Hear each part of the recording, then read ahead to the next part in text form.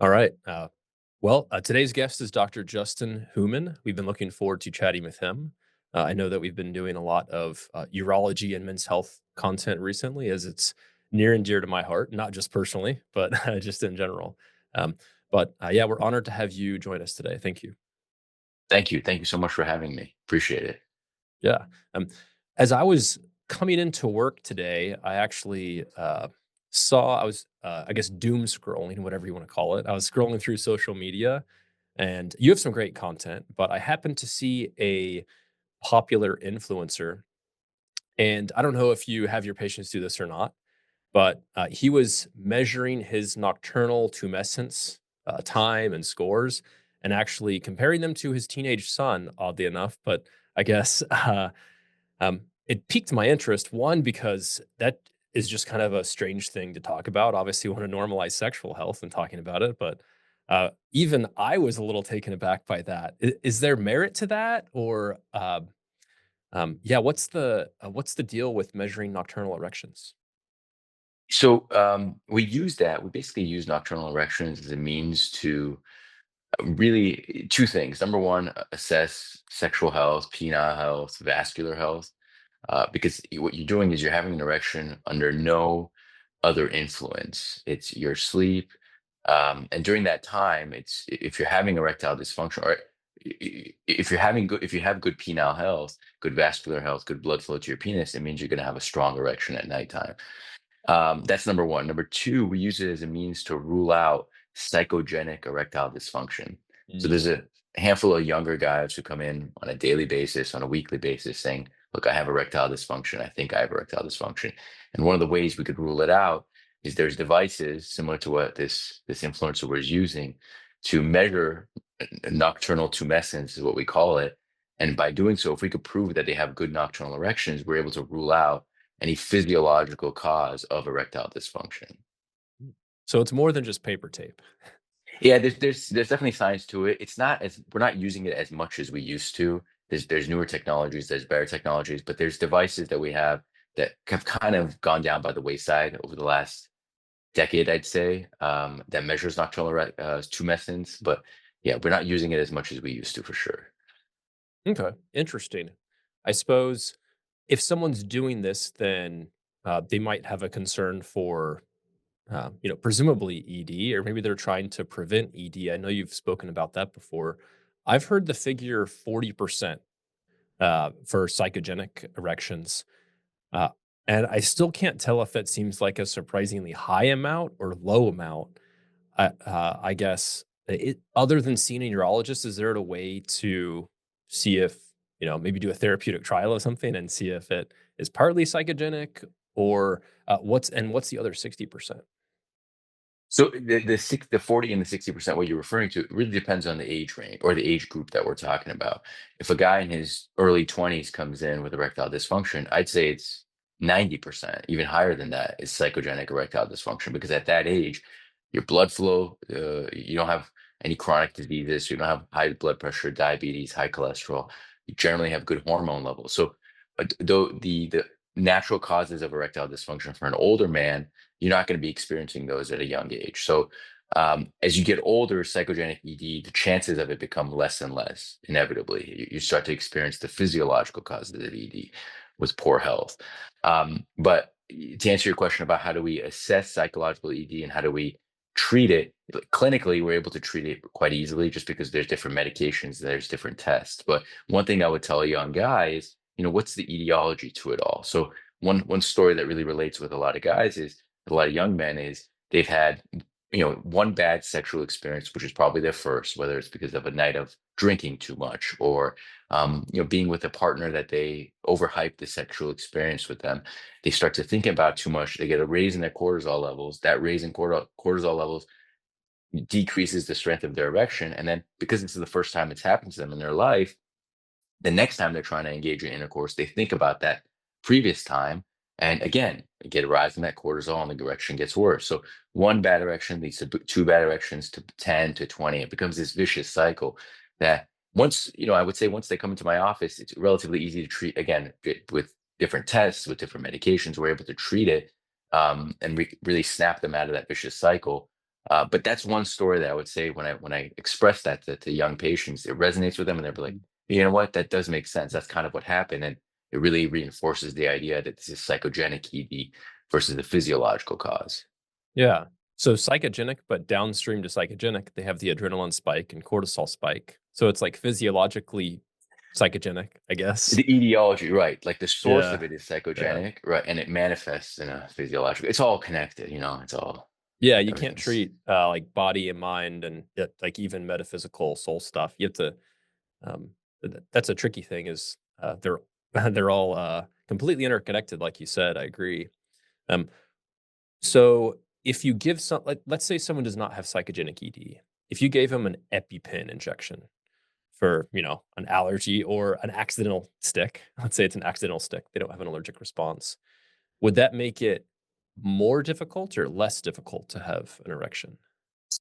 more difficult. More Yeah, much more difficult. difficult. Yeah, Yeah. because EpiPen is essentially giving them adrenaline, Kind of like and a, yeah, kind of like they if you get when they have the psychogenic response.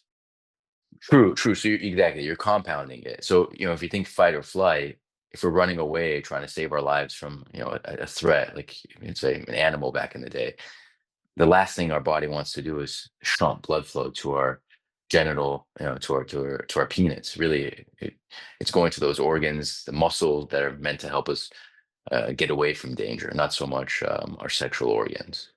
Yeah. Some of my questions that I get from patients are very astute. For example, if, like, let's say my ED is kind of psychogenic. Would trazodone help that? Because it kind of helps block some of the receptors that adrenaline works on. Or, trazodone does have a dose dependent mechanism of action. But for the patients that tend to do particularly well on trazodone, uh, I, th- for me personally, it's been hard to parse out. Well, is that serotonergic? Maybe not a ton at 25 or 50 mgs. Is that related to blocking those like receptors that adrenaline can bind to? It's been a That's been a difficult question that patients ask me, and I'm not sure what your insight with that would be. Are you talking about trazodone for as a means to address psychogen or to address erectile dysfunction?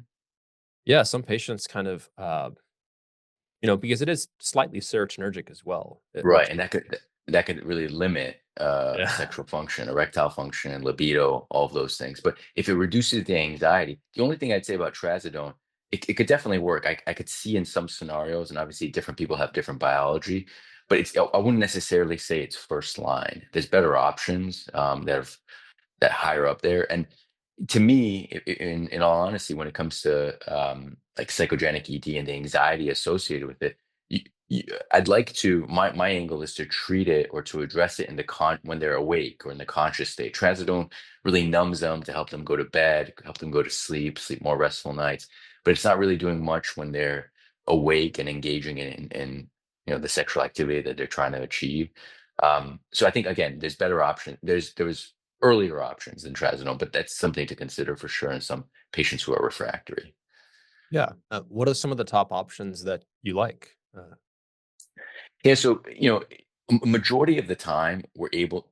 I'll say this: the majority of the time, just having the conversation with a young guy with psychogenic ED, or even any guy, just this conversation of, look, this is probably what you went through. One bad erection is kind of the story I alluded to earlier. At least that and them conversing about it, they just feel like a weight's lifted off their shoulder. Letting them know that this is, you're not the first person you're not the first person, you're not the last person. This is quite common. That really just the conversation helps relieve a lot of their anxiety associated with it. And then really what it is about putting them in a normal, getting that self-confidence back, eliminating that frustration, eliminating that annoyance that they have with the inability to maintain and attain good erections. So one thing that I do clinically is put them on like a PD5, Viagra or Cialis on a regular basis, whether it's a daily basis, a weekly basis, what have you. And really what it does is it reinforces them. They're able to go 0 to 100 with their erections, and every time they want to engage in intercourse, they're going to look down and be like, wow, I'm back. And all of that self-doubt, all that anxiety, all of that frustration really goes by the wayside. And over the course of, it does take months. It's not something that takes days to weeks. It takes months. You're able to like, back to you're able to break them out of that vicious cycle and reinforce, get that positive feedback loop going rather than that negative feedback loop. Mm. I like that. You're using that as a feature, not a bug. Yeah, yeah, right. Right. And listen, anxiety is huge, right? Like day in and day out. I'm sure as part of your doom scrolling that you did today, you saw something about a way in which we could address our anxiety, right? Like I see it all Yeah. the time on social media. It's just part of it, and the way it's manifesting, unfortunately, it's really spilling into every aspect of life. Even sexual health, which is something when I started my practice, I had no idea that it'd be so prevalent in young men. Yeah, I've seen statistics that it's orders of magnitude more common, that ED is orders of magnitude more common than it was 10 and 20 years ago. Yeah, Um, I don't know if all of that is because of stress and anxiousness or microplastics or testosterone levels or adult videos exactly. or not being outside or Like, social yeah, connections. It's kind of hard to parse out what percent's what. Yeah, what's up with that? I think, from my standpoint, you hit it on the top two. To me, it's abnormal hormone levels as a result of not going outside, sedentary lifestyle, going from one computer screen. You wake up on the phone, you go into the office, you're on your laptop, you come back home, you're watching Netflix. There's not a lot of activity. We're able to really satiate we're able to spend a lot of our time indoors. So we're not getting that vitamin D, we're not getting a lot of physical activity, we're not eating right, a lot of processed foods, all of those things to decrease our testosterone levels. So that's one aspect of it. And number two, I'd say pornography for sure. Pornography is, I don't know if, when I was growing up, magazines had basically transitioned to 56K. So there was the internet that came about, but it was images. And nowadays, it's insane what young men could get, or what any man could really get exposed to, unless you really have the self discipline to control yourself and not fully engage in it. Because at the end of the day, what you see on these videos, you'd be very hard pressed to find or to match um, that dopamine hit, all that sensation that you're getting. You'd be hard pressed to find that in real life. Yeah, definitely. And um, I guess the next question is relatively hard to measure scientifically, but I do wonder about the how much merit there is to the being there physically in person because some couples that have good relationships, they are at distance. Maybe they're in the military or they travel or whatnot. So a lot of that intimacy is not in person where there's pheromones, there's more touch.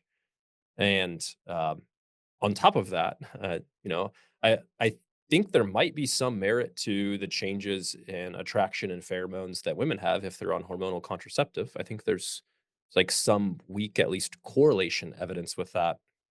Um, how would you counsel patients that are trying to be more present in person, other than, you know, um, obviously, have a real relationship and be in person as much as possible?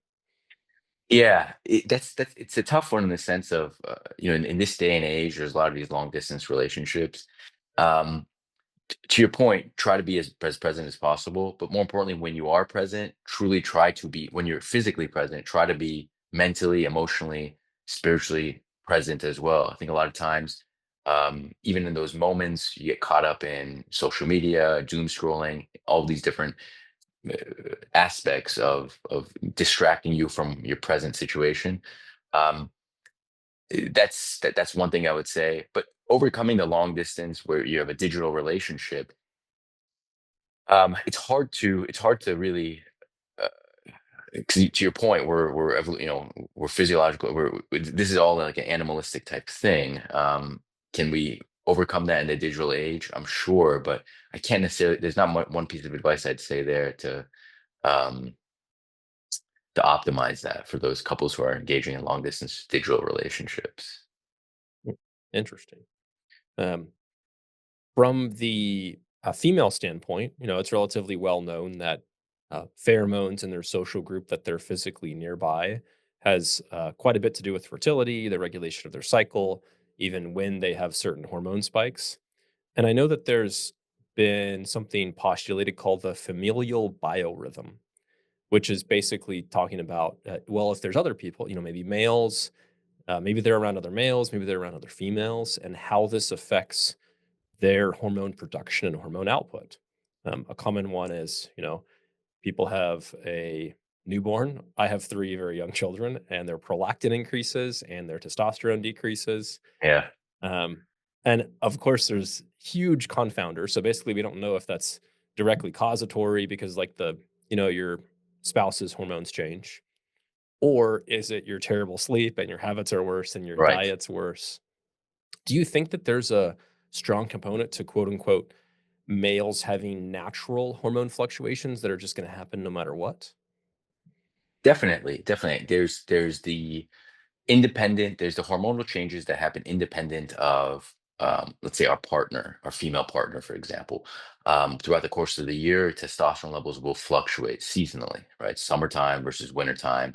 Um, Part of that is because it's seasonal. Part of that is because we're spending more time outdoors, more physical activity, higher testosterone levels during the summertime, more vitamin D along those lines. That's the solo aspect of it. Now, when you're with a partner in that sense, it's interesting because I think I know which study you're alluding to about after having children, they've done studies where the man, his testosterone levels decline. And to me, I do believe that. Can it be lack of sleep? Can it be all of that?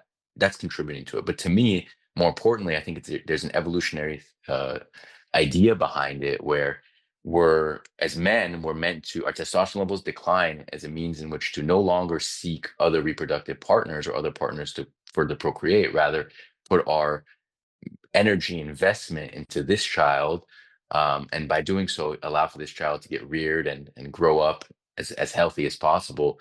And that's, I think that's something evolutionary over the course of thousands of years. Our ancestors, that behavior has been instilled in us, where the opposite of that behavior has slowly probably died off. Yeah. That I do think that that's a fact. I Yeah, just you don't and me like it a both. lot. That's why after I had my 3rd kid, I like to keep my DHT very low and my Yeah. testosterone high. Um, because, 6 weeks of pelvic rest is certainly a thing as well.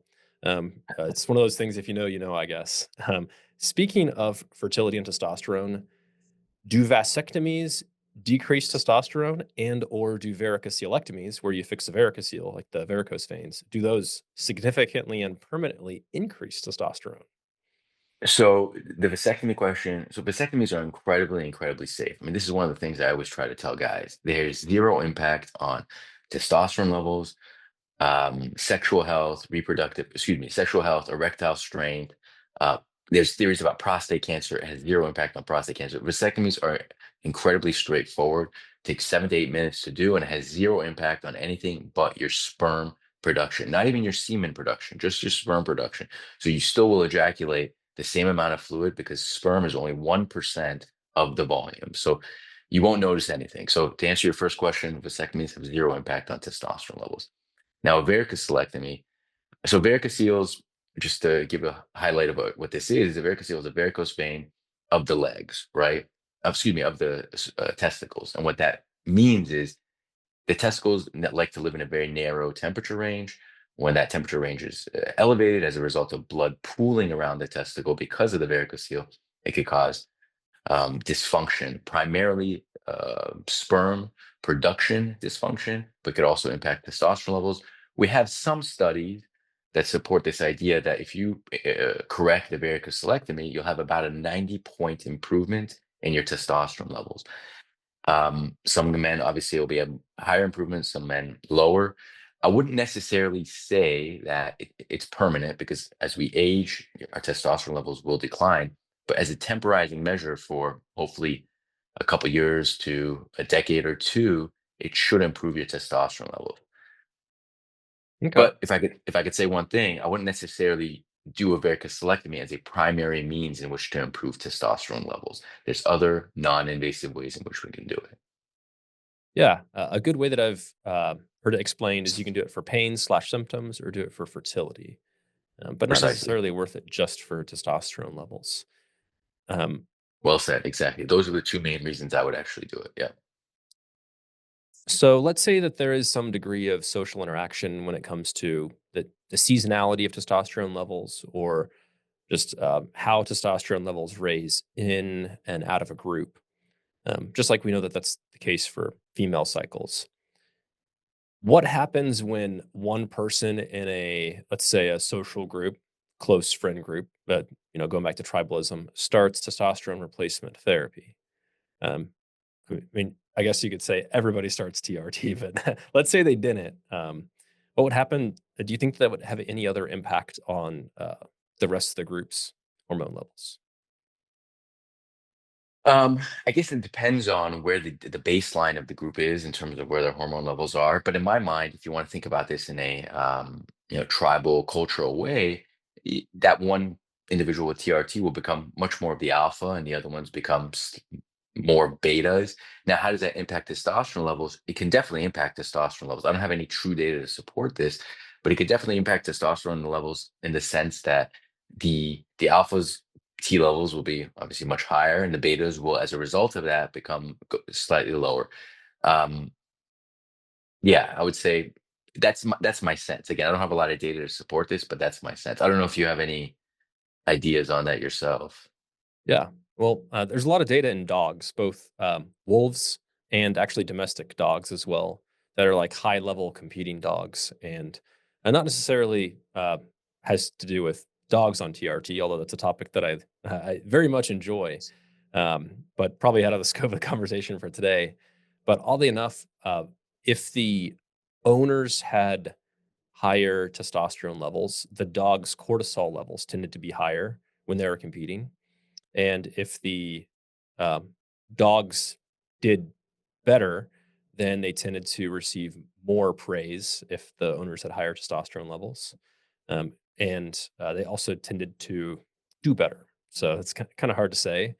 But when you look at wolves, and I know I've made posts about both of these things in the past, the dogs with the highest testosterone levels were the loners, whereas the alpha wolves had, like the alpha male wolf had the highest cortisol level. Of course, I made the joke. Maybe that's because he had to deal with all the females in the wolf pack. But but yeah, I don't know if that extrapolates to humans or not. Interesting. Yeah, I guess it does make sense. The wolf, the solo wolf one, it's hard for me. I'd have to think about that one. But when it comes to cortisol and the stress hormone, yeah, that does make sense. Obviously, there's an interplay with stress and testosterone levels where they're inversely correlated. So, um, yeah, that does make sense with the dogs. I like the explanation that if you either naturally optimize your testosterone or replace your testosterone to a optimal, relatively high level, if you can do it safely, then it tends to make you uh, more extreme, or not more extreme, more animated version of yourself. So if you tend to be a particularly social individual, then you'll probably be more social.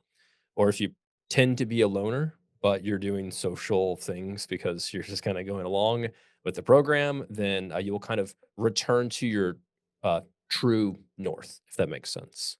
So I think there's probably some merit to that, of why some people will start um, TRT, or way more than TRT. I mean, think of bodybuilders. Some bodybuilders are in, these big social communities and they're hyper social, and then some go on, 5 times the amount of androgen that's in TRT on a steroid cycle, and they start getting in trouble with the law, and they become aggressive, and they get in fights, and they're loners with no friends.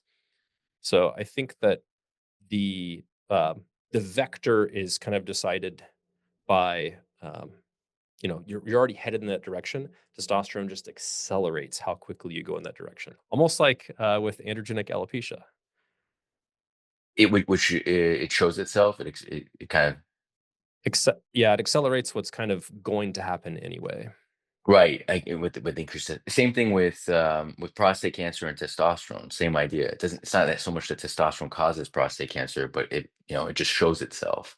But I agree with that explanation. Testosterone and your mood and your personality, it gives you, it reinforces who you are as that individual, rather than getting caught up in the some of the superfluous aspects. But yes, I've heard that theory, and I do agree with it.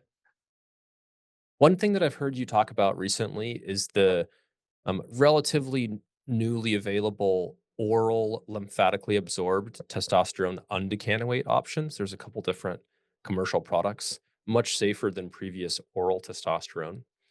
Um, and uh, this is part of a question just to help me clinically. And I know there's a lot of ways that these benefit patients that other forms of testosterone replacement don't. But I'm so confused that insurance companies that don't approve this, that ask for a prior auth, often one of the recommended step therapy options is methyl testosterone, which I don't think I have ever used. Um, it- I don't know if you're also seeing this, but uh, I just found that so strange. Yeah, for whatever reason, these insurance companies, they will do anything and everything to not basically to avoid insuring oral testosterones. There have been two companies that essentially have gone down by the wayside, or two oral testosterone products have gone by the wayside as a result of this very difficult insurance reimbursement. Now there's a newer company out there. There's a newer product called Kaisertrex, which they completely avoid the insurance game. It's all cash, and therefore it's much more readily available to consumers. Um, and it really, oral testosterone really, it's fantastic for the right man, for the right type of guy. There's so many great testosterone products out there that we're just trying to fill these different niches and subcategories of men. And this has really opened a lot of doors for the younger man, for the man who's not trying to experience significant side effects, who's trying to microdose in many ways. It does a very good job in that sense.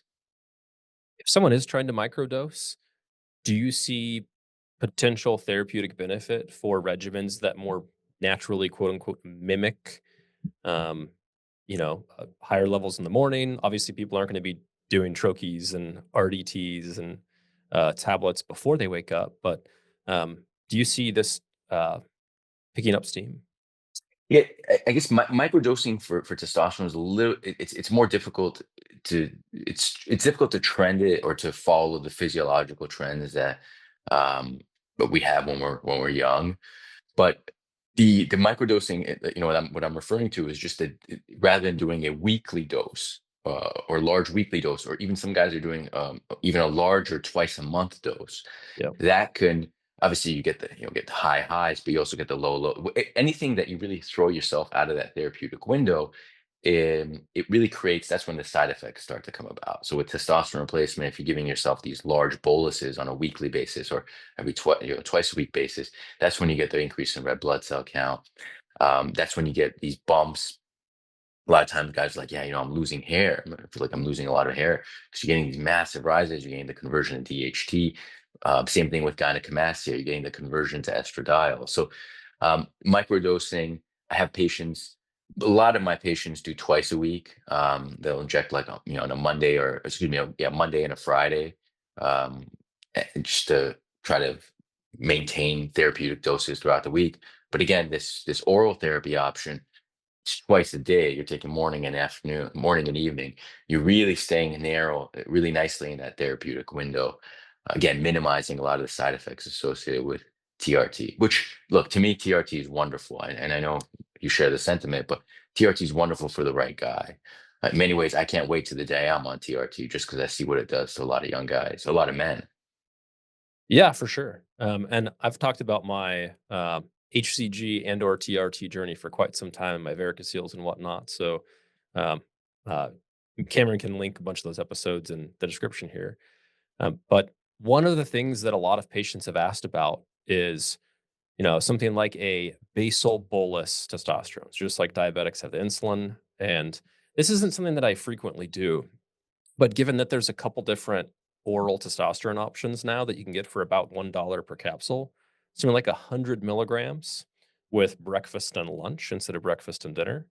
And then on top of that, say 35 to 40 milligrams of a longer acting testosterone ester twice a week. So let's say test sip 40 mgs twice a week, the Monday, Friday, exactly how you said, subcutaneous.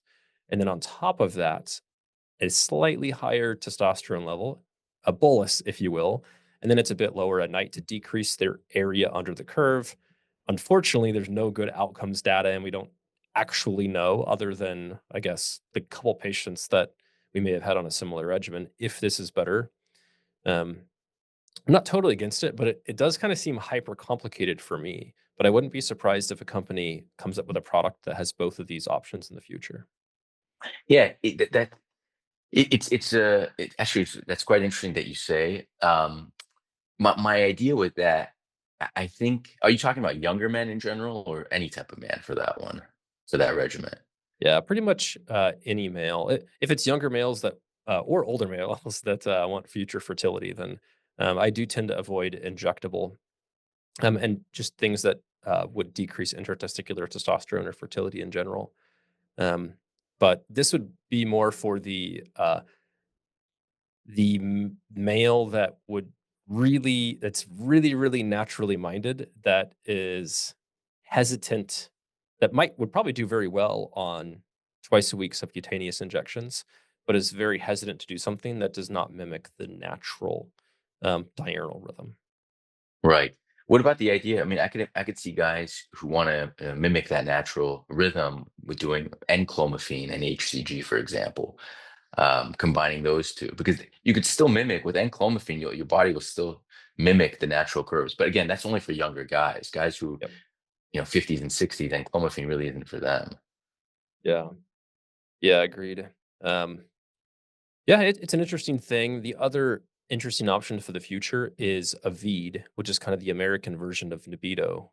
I'm not sure what your thoughts are on that. I tried to look through your previous videos and I couldn't find many, but it's my understanding that this is testosterone undecanoate, a very long-acting ester, but it's in a very thick carrier oil, castor oil. So it takes a very long time. It's kind of an alternative to pellets, which of course I found Exactly. particularly interesting because you're not going to like extrude this or whatnot. But um, yeah, I wish that there was other testosterone undecanoate options. Do you use this a lot clinically, or do you see this becoming more and more popular? Yeah. So Avita historically it's been a little bit difficult to get here in the States, or at least get insurance coverage. But prior to it, you're right, it mimics the pellets, right? Similar, the mechanism is similar to the pellets, where you're putting these pellets, um, whether Avid or the pellets, in the muscle, in the subcutaneous fat, and over the course of 10 to 12 weeks, they slowly dissolve, but it really gives you a nice steady state of testosterone. So you're not getting those rises and falls. In theory, because of that, you're not really getting the side effects associated with the rises and falls of testosterone. But it's, to me, I wouldn't necessarily recommend that for young men. Young men don't really respond well to the pellets. It's more for men who are like difficulty in injecting themselves. Logistically, they can't get to a doctor who can inject them. It's more of an ease of, it's meant for men who have a difficulty in administering the testosterone, not so much men who could benefit from it. Because from my sense, and I could tell you this, whether it's urological cancers, just biologically, anytime you're increasing the frequency of exposure of something, where you're smaller microdosing, essentially what I mean is, it, for biology, it's generally better. Giving anybody anything that stays around for a long time and gives them a longer continuous dose, it biologically doesn't have the same benefits. Again, this is not for everybody and it's not for every pathology, but generally speaking, that's my view, at least clinically and anecdotally. That's what I could tell you from my clinical experience. Yeah, I agree 100%. Yeah, Less is more. less peak and less trough. Steady state, even though it's not physiologic, is great for replacement because it gives you a a better ability to adjust, and you're not catching a level when it's abnormally high or low.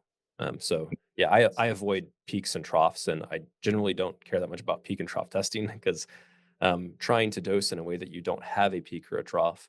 I do hope in the future that there's a testosterone undecanoate commercial product, ideally an auto injector, that was in something like cottonseed oil or sesame oil with kind of a medium viscosity instead of a thick viscosity, that could very easily be dosed weekly or maybe every 2 weeks. So you can still have a lot of dosing adjustment. And I would be shocked if that does not come with one of the lowest risk is risks of things like thick blood, which we call erythrocytosis, at least probably not going to beat nasal testosterone, but would probably be at least relatively close.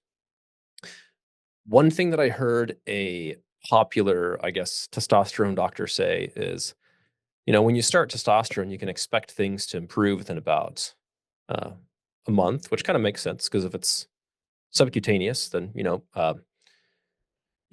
might take a while to get to that high steady state level. But he said that TRT makes you, quote, literally resurrect from the dead.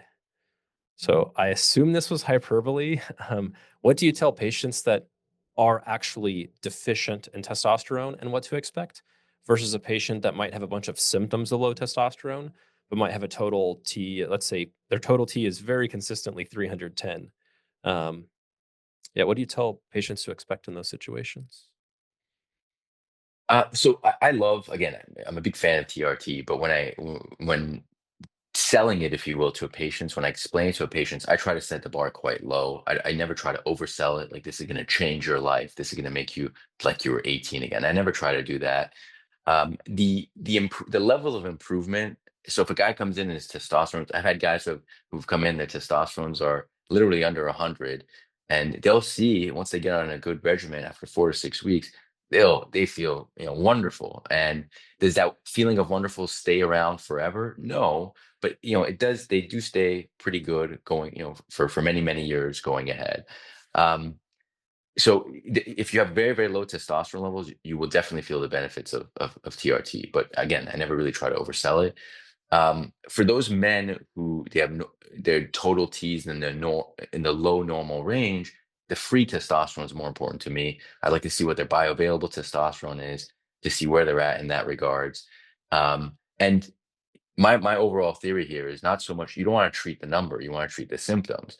One of the big misconceptions to me about testosterone is we say the range is 300 to 1,000. Now, I know where my testosterone, when I'm in the 500s, I feel great.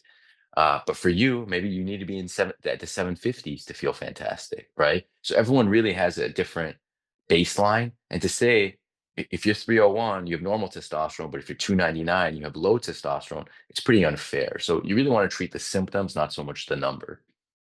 Yeah, I think that's a perfect outlook. When you're treating symptoms, and this comes from our conversation with the wise and kind Dr. Jake Fantis, but he mentioned that he has patients come to him after doing, TRT plus, which is kind of like a steroid cycle. And he replaces them to a good level, maybe up to a total testosterone. Let's say their total testosterone is 900, their DHT is also high, and they still just don't feel great. And we definitely got some good comments for the algorithm about how this is completely different from coming off of any other substance. Like, when you come off Adderall, you also don't feel great, or when you come off cocaine, or you like these other substances, you don't feel great. Um, and I understand that there's some differences, but um, I mean that should be. How do you explain why someone might have a completely normal testosterone, but when they have a total testosterone of 2,000, they feel fantastic, and then when they have a total testosterone of 900, a couple months after that, they just really don't feel good because that is a fact, and I'm sure that we've both seen this. Yeah, to me, I used to think that it's a non hormonal thing. At that point, it's a mental thing. But over the course of the last few years, my sense for that is their receptors have tasted what it feels like to have a testosterone level of 2,000. And once you get a taste of that, once you get a feel of that high, it's incredibly difficult to match that. It's in to your point, similar to drugs, right? Once you feel something that good, it's hard to mimic that feeling unless you get to that feeling again, unless you get to those kinds of levels. That's why, TRT really, like, if there's one thing I tell guys all the time, and I'm sure, look, your education for this when it comes to testosterone is so valuable because a lot of healthcare providers, there's a lot of these like shopping center TRT clinics which aren't doing it correctly, and they're giving guys too much of a dose, or not informing them about the fertility risks, what have you, and it creates this. really, like, it creates a bad name for testosterone replacement because it has to be done. It has to be dosed appropriately. It can't be done on the black market. It can't be passed around in the gym because you're going to dose it wrong in some cases, and you feel like crap. Yeah, I agree 100%. So hopefully people are hearing this before they go on too much of a TRT plus protocol, if you will. Uh, Yeah. Another thing that really piqued my interest discussing with Dr. Fantis is Botox for ED. And I see that you're kind of a knowledgeable expert source of information regarding this too. By the way, as a provider who injects a lot of botulinum toxin products and who's very comfortable with treating faces and migraines and AC joints and things like this, I'm also kind of curious about treating patients, but certainly the location of the injection is a bit of a hesitancy for me, just because I'm not accustomed to do that. I'm not a urologist. What advice do you have for patients that are thinking about Botox as an ED treatment? And then also just for me or providers that are comfortable with Botox, but don't know if this is something that should is kind of best left to urologists or it is a potential therapeutic option to offer. So we know that there's good data supporting the idea of Botox for erectile dysfunction, for impotence. The data supports the idea of we do penile ultrasounds and we measure, in simple terms, we measure blood flow in and blood flow out, and the peak systolic velocity, which is a blood pressure term, but it's the high point in terms of the arterial velocity has a statistically significant improvement after a Botox injection. And the mechanism really is Botox, we know, relaxes smooth muscles. The blood vessels in the penis primarily comprise of smooth muscles. So when they get injected, they're going to vasodilate more, allowing more blood flow into the penis, which means stronger erections. Now, that's the data that we have. Now, anecdotally, I could tell you guys love it, right? I have patients who come in every 3 to 4 months. They come in for a quick injection, and it's what for them it now when you think of let me take a step back here. When you think of erectile dysfunction, there's mild, moderate, and severe. Each of these, different treatments fill different buckets, but I wouldn't necessarily say that if a guy is having no response to any of the oral medications, if he does Botox, he's going to start having great erections going forward. He doesn't need any medications. That's not what it's going to do. It's going to move the needle a little bit. So let's say they have to take daily Cialis for their erections, a low dose, and they're having 7 or 8 out of 10 erections. By doing the Botox, they could get to 10 out of 10 erections. So it moves the needle. It's not, but it's not something that's making a massive difference in the strength of their erections. For patients with Peyronie's, do you inject one side more than the other asymmetrically? Or do you have them, like if there's a patient also doing a stretcher device or a pump or something like that, whether it's for Peyronie's or they're on ADT, do you stack Botox injections on top of that as well? I don't. When it comes to Peyronie's patients, their main concern is fixing the curvature. They really don't want, they're not really interested in, well, I'll take that back. Their primary concern is correcting the angle. Once we correct the angle, once we correct the curvature, then we could address the erectile function. But at least from my clinical experience, there's never been a patient who's done Botox at the same time of, like, for example, the Xiaflex injections for Peyronie's disease. We don't do that at the same time. Interesting. How about PRP? Do you do that at the same time as well? Because I know some people will even like reconstitute Botox with PRP, which is Yeah, platelet-rich plasma for people that aren't familiar. exactly. Platelet-rich plasma, which is a great, it's great. We have a lot of good data on it. If you asked me 3 years ago, again, anecdotally, I would have told you that patients are responding well to it. Now we have clinical data. Probably came out 18 months ago. We have clinical data supporting the use of PRP for erectile function. That does work well. There's PRP, pure PRP, which is generally 2 injections separated by about a month. There's PRP with exosomes now. That's becoming a little bit more of a common request amongst patients. But PRP with Botox, I try to separate those two. I try not to do try not to do them at the same time, only because I don't know I don't know how those two interact. No one really does, so I try to keep it as plain and simple, at least at this stage. Do you have a go-to PRP exosome protocol yet? So for exosomes, you could really, the range is anywhere from 5 million to 15 million. Some patients just want the exosome, some patients want exosome plus PRP. Um, so it's really PRP plus 5 million or PRP plus 15 million. That's really the idea. Yeah, I believe that's for mesenchymal derived exosomes like Chimera, and then for Yeah, adipocyte derived exosomes like Benev, that kind of be a like a not homologous product, if that makes sense. And exactly. maybe both are reasonable, but yeah, I like to differentiate between like the mesenchymal ones, which people can think of as like the amnion or like placental derived, and then adipocyte derived is just coming from fat stem cells. But yeah, I'm personally more excited for the clinical application for exosomes than the clinical application for stem cells. Interesting, interesting. I would say my view of exosomes. So I would rank it like this in terms of the newer therapies for ED. Shockwave to me is probably the best that we have out. Then PRP, and then between exosomes and stem cells, it's I wouldn't stem cells. I would probably say a little bit lower, only because if you're going to do stem cells, it has to be done correctly. And at an academic institution where it probably takes a couple hours in order to get your own stem cells, harvest your own stem cells, process it correctly, and many clinics or institutions really don't have access to that kind of um, uh, they don't have that facility to do it appropriately. So yeah, I would say probably exosomes are a little bit better than stem cells as well. When it comes to PDE5s, which I think you mentioned is, they're still kind of first line, and I do like the daily microdose. Um, do you have a preference on tablets versus dissolving troches versus rapid dissolve tablets? All depends on you, how you want it to function in your day. So you and I probably see very eye to eye on this in terms of the daily dosing. We know that PD5 inhibitors, specifically Cialis, to me, Cialis is probably better as a basal dose. We know that it's good for not just erectile function; it's good for blood flow to your pelvic area. There's some scant data to support it. Good for just vascular health, overall vascular health. One of the big concerns among patients is, do I develop a tolerance to it? Now, biochemically you can't it just doesn't work that way. You're not going to develop a tolerance to it.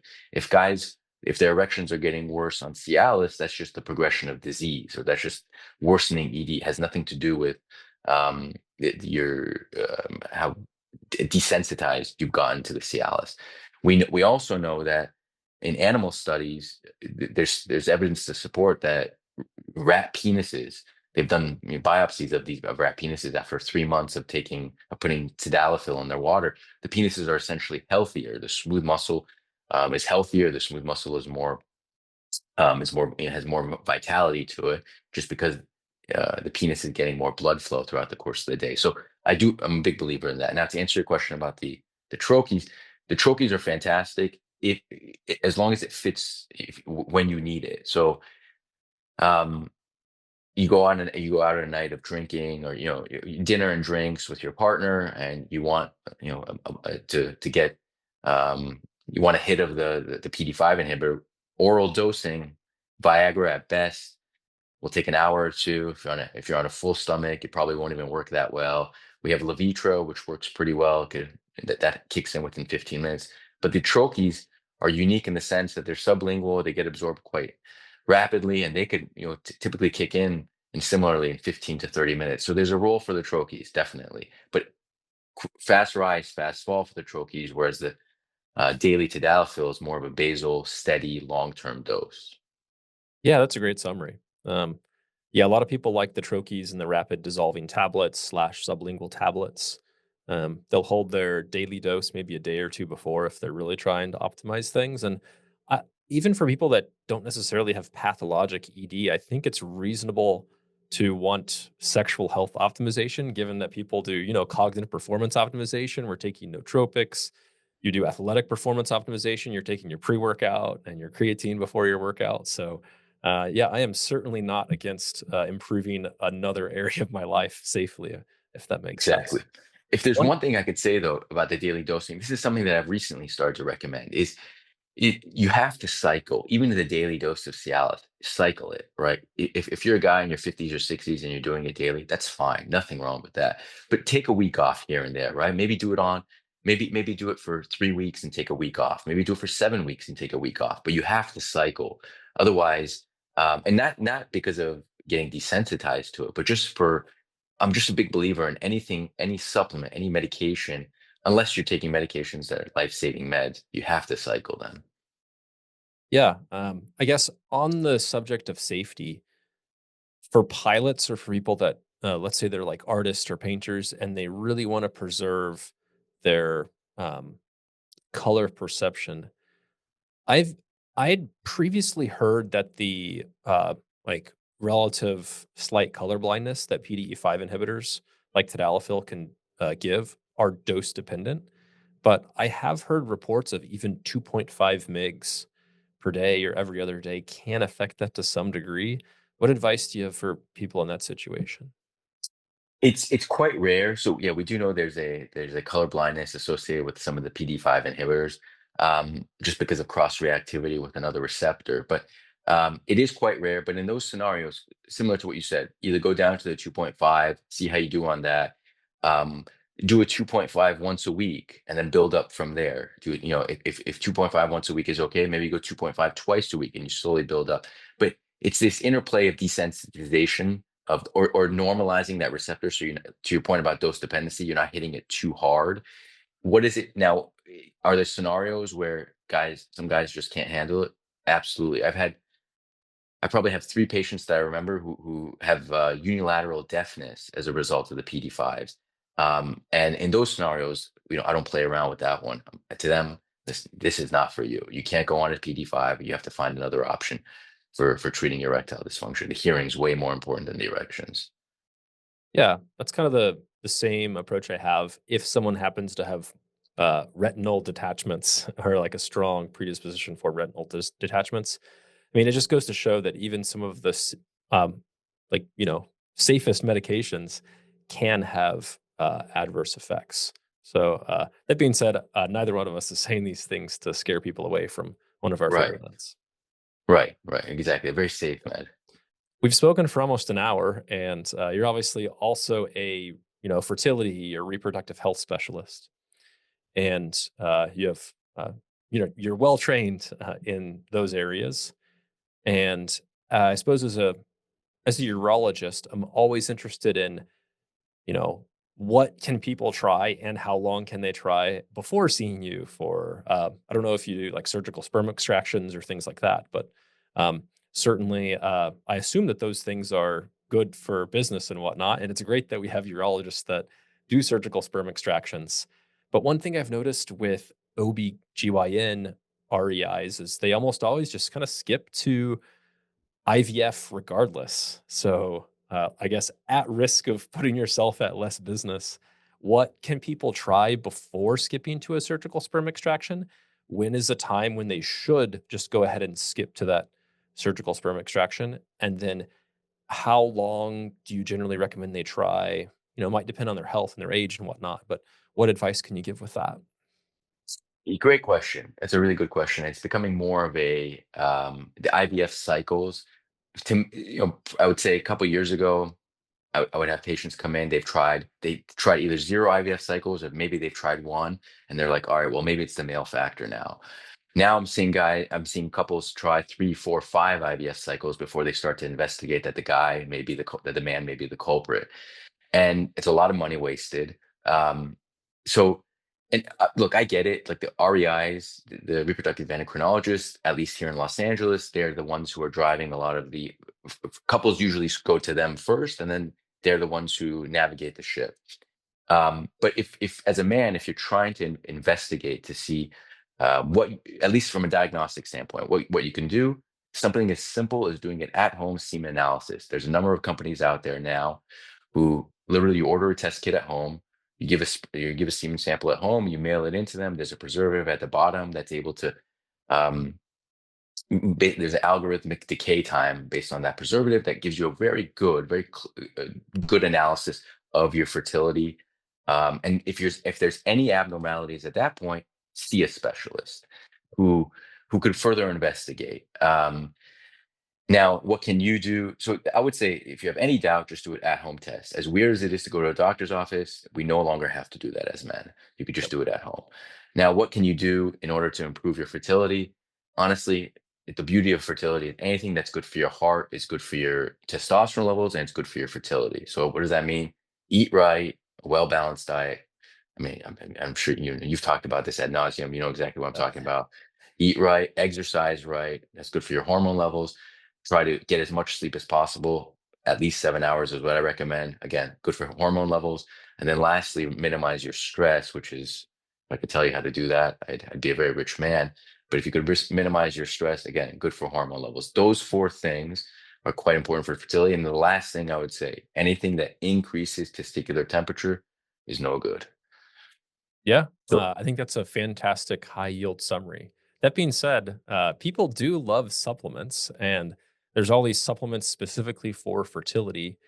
Are there things that, I guess, are there single ingredients that you like, or are none of them worth it? Or do you go, are they situational? So supplements, at least for men, how much a supplement can move the needle is the supplements are getting better. Let me just say this: the supplements are getting better. We know that coenzyme Q is quite important, vitamin E. There's newer companies that are introducing various antioxidants in them, and the data supports improved sperm quality, improved motility, improved morphology. How much of that? The problem with this data, at least from a fertility standpoint, is does that actually lead to improved pregnancy outcomes? And we don't know the answer to that yet, right? So, although the metrics look better, what does that mean when you're trying to achieve your reproductive goals? That's TBD. My overall sense of the fertility products is they could only help you, right? Are they going to move the needle in a massive way? In some scenarios, but to me, if somebody's investing, because these fertility supplements aren't cheap, if you're investing money in these fertility supplements, taking them on a daily basis, you just become more mindful throughout the course of the day of like, oh yeah, maybe I should eat this. Maybe I should have the salad instead of the double cheeseburger. Maybe I should exercise instead of sitting on the couch. Maybe I should go to bed instead of staying up and watching a movie for 3 hours. You're making these minor lifestyle adjustments with it, therefore, compounding and further improving your at least the lifestyle component of your fertility. So they both go hand in hand, if you will. Yeah, it's kind of like a expensive gym membership. Yeah. You're you're forcing yourself into a financial commitment to make you more likely to be healthy. Yeah. I like that a lot. And it works. It works. Yeah. Um, I think that's a pretty good summary for today. We've gone over a lot of various topics. I'm sure that there will be a lot of comments, and as people know, we love nice, mean, and in between comments. Anything is good for the algorithm. And we'll co-post as many things as possible. But for those who don't already follow you on social media, where can people go to find more? You can find me on any of the social media platforms, Justin Houman, MD. My last name is spelled Houman. I have a website. I'm based in Los Angeles. So any questions, feel free to reach out. Happy to help in any way. Perfect. Well, as always, thank you for your time, and also thank you to the audience for their time listening. And may God bless you with health and happiness.